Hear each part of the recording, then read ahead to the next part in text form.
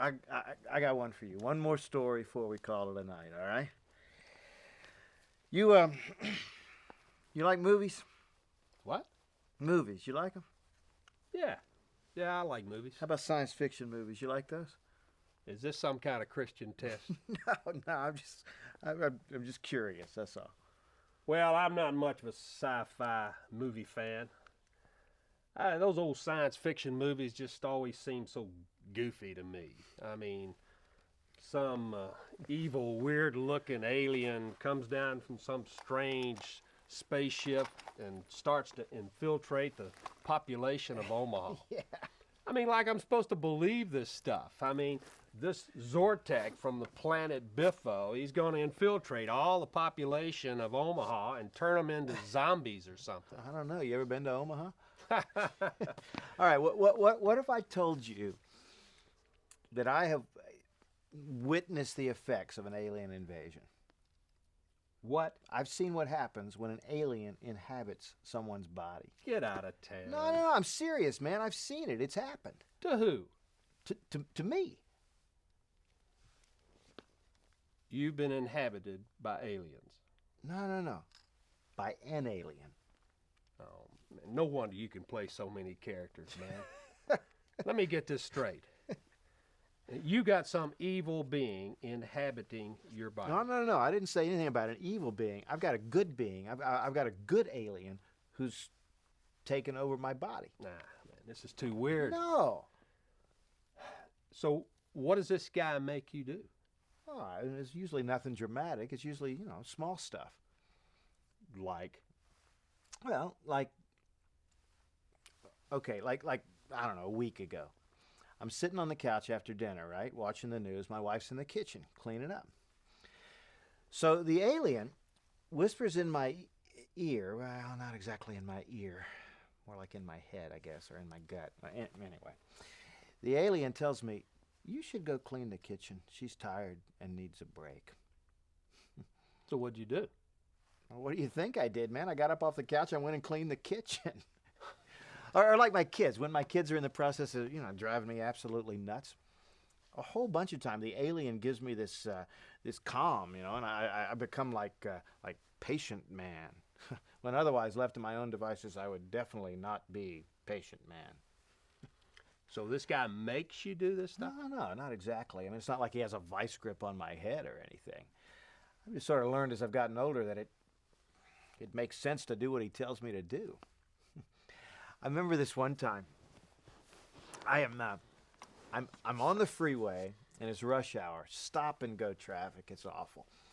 There's this guy ahead of me to the left in the left-hand lane, and he's driving a Lexus. He's talking on his cell phone, and he's doing the deal. He's weaving in and out of traffic, getting ahead of everybody 3 cars at a time, that sort of thing.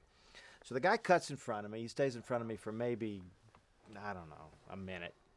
He sees an opening to the left, shoots over to the left. He's yapping on his cell phone the whole time.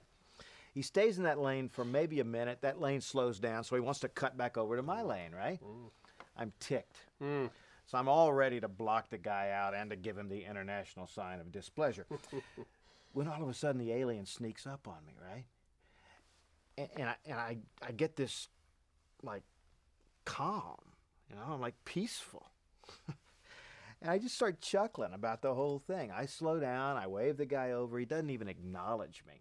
He's done with his cell phone at this point. He stays ahead of me for maybe another minute. There's an exit coming up, my exit. The guy shoots off the exit. I follow him. He runs through a traffic light. I actually stop at the red. The light turns green. I take off down the road. I get half mile down the road. Here's the guy in his Lexus, off to the side of the road with, count 'em, not 1, but 2 flat tires. I'm doing that, man. I'm like good. Cracking up laughing. I'm passing the guy. I'm thinking, yes, there is a God. I get like 3 blocks past the guy. The alien nails me. He says, you should turn around and go help the guy.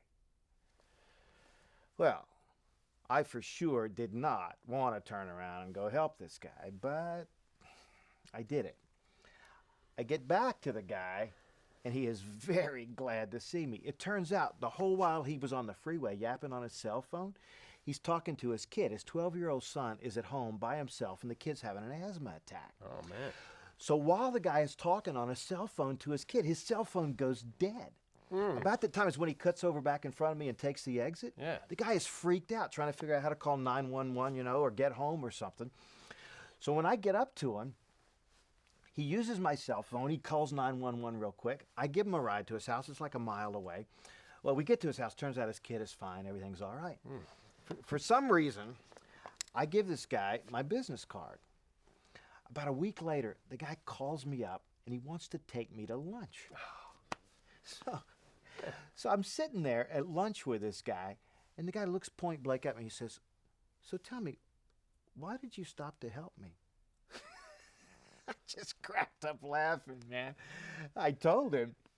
So I get a free lunch out of the deal, and the alien gets the bragging rights. So anyway, that's my story about God, and I'm sticking to it. Well, you think we got everything picked up here? Yeah, I think so. Yeah. Let's call it a night, all right? Well, I hope you enjoyed this video. But more than enjoying it, I hope it has stirred you and challenged you to examine your views of God, and hopefully to discover the God who is incredibly passionately in love with you and wants to dance. Is that good enough?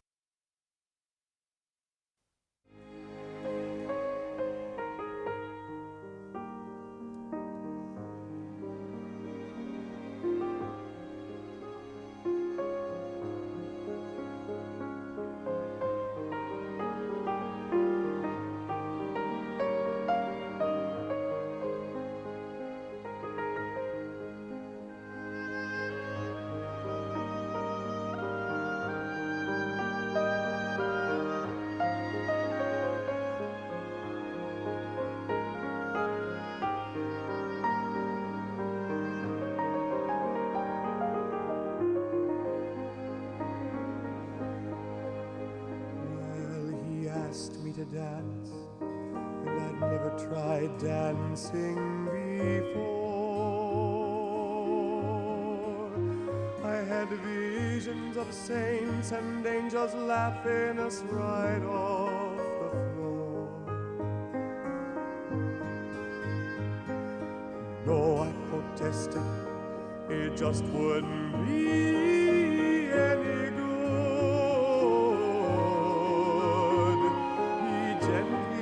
Insisted, and finally I told